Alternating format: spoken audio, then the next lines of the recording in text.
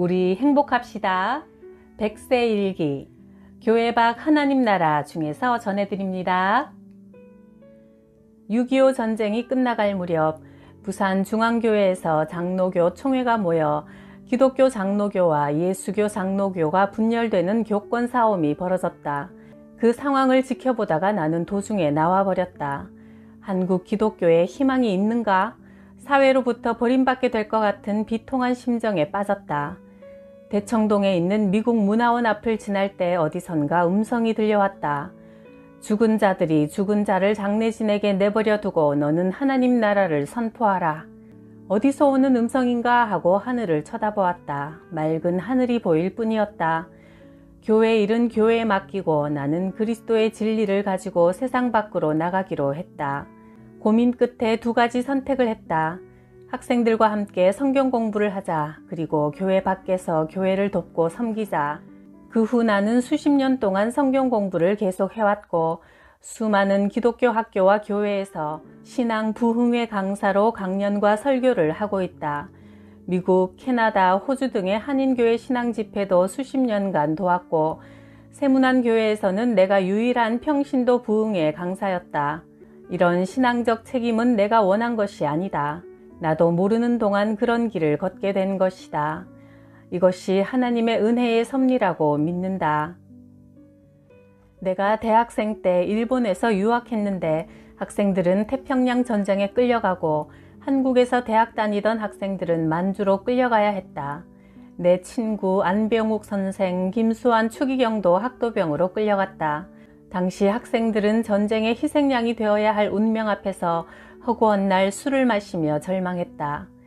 나는 인생에서 가장 큰 어려움을 만나게 되자 기도했다. 3일간 하숙방에 틀어박혀 기도하고 성경을 읽으며 하나님의 뜻을 간절히 구했다. 그러던 중 요한복음을 소리내어 읽는데 말씀을 읽는 것은 분명 나였지만 목소리는 예수님이었다. 귀를 의심했으나 분명 그 목소리는 내 목소리가 아니었다. 너희가 나를 택한 것이 아니라 내가 너희를 택하여 세웠다. 그러니 너희는 세상에 나가 영원히 썩지 않을 열매를 맺어라. 그러면 하나님 아버지께서 너희가 내 이름으로 구하는 것을 다 들어주실 것이다. 요한복음 15장 16절에서 시선이 멈췄다. 그 순간 하나님이 바로 내 아버지라는 것이 뜨겁게 믿어졌다. 밖에 나와보니 하늘이 맑고 깨끗했다. 하나님께서 내 아버지시다. 이제 내 남은 인생은 전부 하나님 아버지께서 인도하시는데 내가 무엇 때문에 걱정하고 있나? 그날 이후 나는 걱정하지 않았다. 친구들이 나더러 술 한잔 마시지 않고도 어떻게 이 시국을 견디느냐며 신기해했지만 나는 정말이지 아무 걱정이 되지 않았다. 그날 나는 두 번째 이 세상에 태어났다. 우리가 절망에 빠졌을 때도 하나님은 우리에게 희망을 주신다는 사실을 믿었다.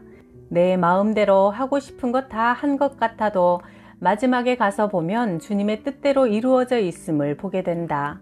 모든 것이 하나님의 섭리 안에 있다. 내가 100세를 넘게 살게 될 줄은 정말 몰랐다. 사실 나는 누구보다 병약하게 태어났다. 14살 때 건강 문제로 언제 죽음이 찾아올지 모른다는 인생의 한계를 느꼈다. 가난 때문에 중학교에 진학할 길도 닫혀 있는 듯 했다. 어머니는 네가 20살까지만 사는 것을 보았으면 좋겠다 하고 말하곤 했다. 그런 내가 지금은 100세가 넘도록 지팡이도 짚지 않고 보청기도 필요 없이 건강한 몸으로 책을 내고 이틀에 한 번꼴로 자주 강연하며 오랫동안 일 제일 많이 하는 사람이 된 것은 14살에 내가 올린 기도의 응답이라 믿는다. 하나님, 저에게 건강을 주셔서 중학교에도 가고 오래 살게 해주신다면 제가 저를 위해서 일하지 않고 하나님의 일을 하겠습니다. 그래서 나는 불러주기만 하면 어디든 가서 일한다. 그것이 하나님과 한 약속이기 때문이다. 죽는 날까지 내가 가진 지식을 나누고 사회와 국가를 위해 조금이라도 도움이 되는 일을 하는 것이 나의 사명이라 믿는다. 예수님을 주인으로 받아들이면서 나는 없어지고 내 마음에 예수님이 와서 나를 이끌어 가신다. 일제로부터 해방 전날인 1945년 8월 14일 나는 25세 나이로 일본 조치대학교 철학과에 유학 중이었다. 저녁을 먹고 잠이 들어 꿈을 꾸었다. 평양 진남포 해변가에 있었는데 중학교 때부터 나를 사랑으로 키워준 숭실전문학교 학장 마우리 선교사님이 해변가에 있는 큰 창고로 나를 데려가 문을 열어주면서 보라고 했다. 창고 안에는 일본인들의 시체가 산더미같이 쌓여 있었다. 철학과 동기인 내 일본 친구들도 함께 섞여 있었다. 군에 입대한 친구들이다. 너무 놀라 꿈에서 깨어났다가 다시 잠을 청했는데 새벽녘에 또 꿈을 꾸었다. 저녁 무렵 거대하고 붉은 태양이 동쪽 산 뒤로 사라져가고 있었다. 왜 태양이 동쪽으로 지는지 놀라서 바라보았다. 아침을 먹으며 아버지에게 꿈 이야기를 했더니 이런 말씀을 하셨다.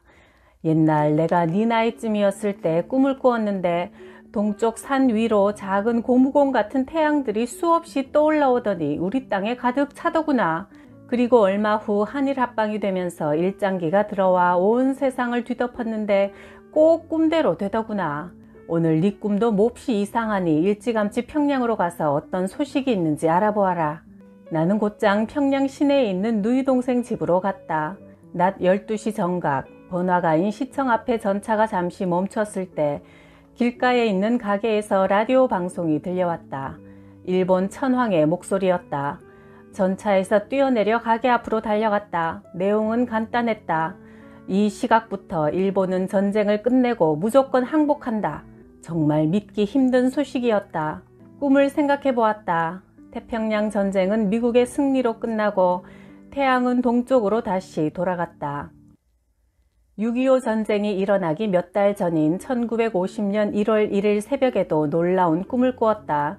집 앞에서 이상한 소리가 들려와 밖으로 나오니 북쪽에서부터 중무장을 한 군대가 행렬을 이루어 남으로 내려오고 있었다. 넓은 길 가득히 전투복과 군화의 행진이 한없이 이어졌다.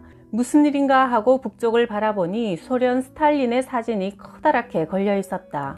깜짝 놀라서 깨어나 공산군 전쟁인데 라는 예감이 들었다. 몇 달 후 6월 25일 낮이었다. 주일 오후 2시 시청 옆 덕수교회에서 학생들과 성경 공부를 하고 있었다. 갑자기 서울 시내가 온통 아수라장같이 혼란스러웠다. 휴가 나왔던 군인들은 복귀하라는 전갈이었고 휴전선 일대에서 전투가 벌어졌으나 곧 진정될 거라는 방송이었다.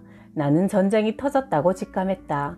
학생들과 우리 대한민국을 보호해달라는 기도를 드리고 헤어졌다.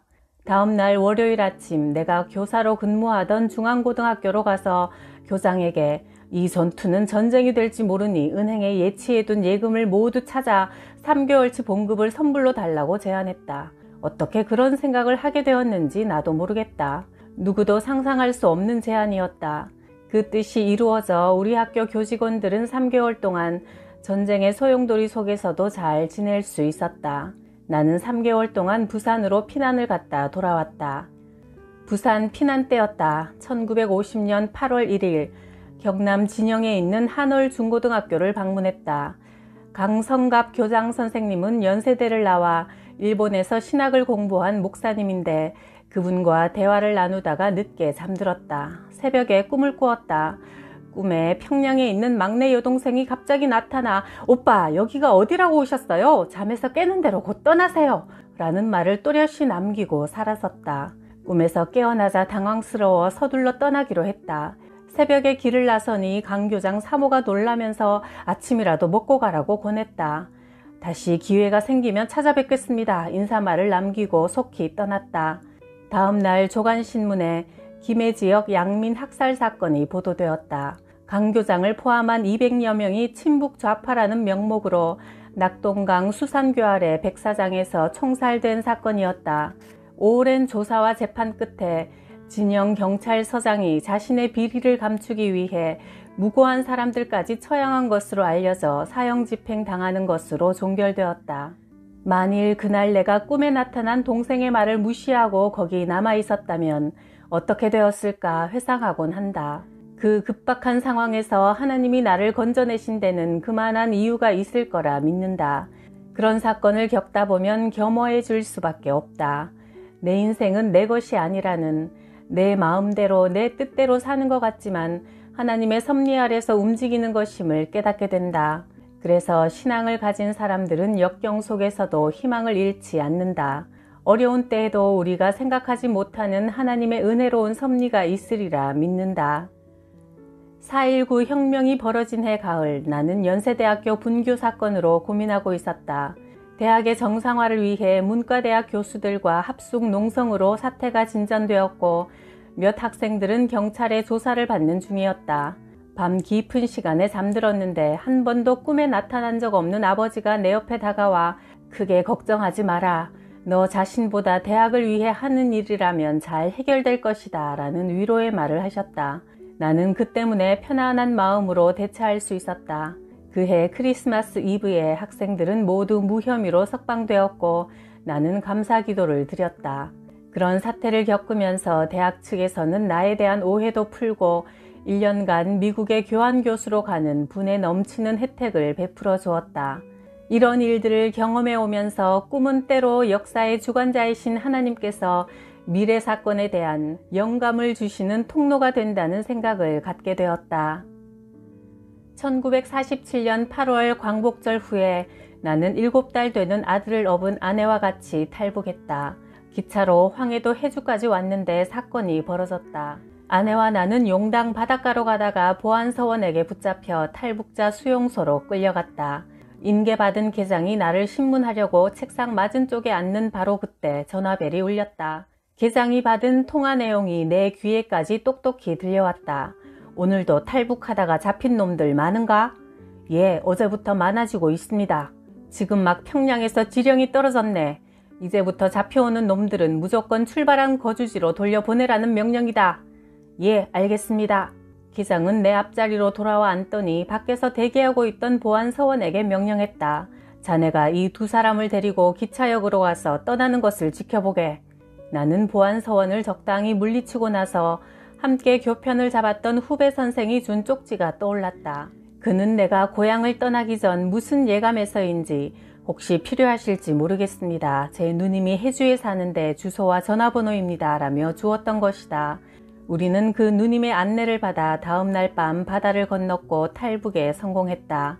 이런 운명의 길을 헤쳐오면서 나는 내 인생에 하나님의 섭리가 있음을 믿게 되었다. 자주 받는 질문이 있다. 100년을 넘게 살아오는 동안 언제가 가장 행복했습니까?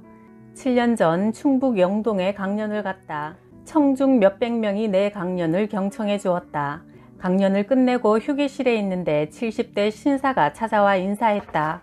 고령에도 불구하고 저희 고장까지 방문하여 강연해 주셔서 정말 감사합니다. 생각해보면 저희가 젊었던 6, 70년대는 정말 살기가 힘들었습니다. 경제적 어려움은 견딜 수 있었으나 정신적인 방향 상실이 그렇게 힘들 줄 몰랐습니다. 그럴 때 선생님이 방송 강연을 해주셨고 책도 남겨주셔서 그 기간을 넘길 수 있었습니다. 저는 마음속으로 하나님께서 힘들어 애태우고 있는 우리 젊은 세대를 위해 선생님을 보내주셨다고 생각합니다. 선생님 정말 감사합니다. 나는 그런 인사를 받을 때마다 수고의 보람에서 오는 최고의 행복을 느낀다.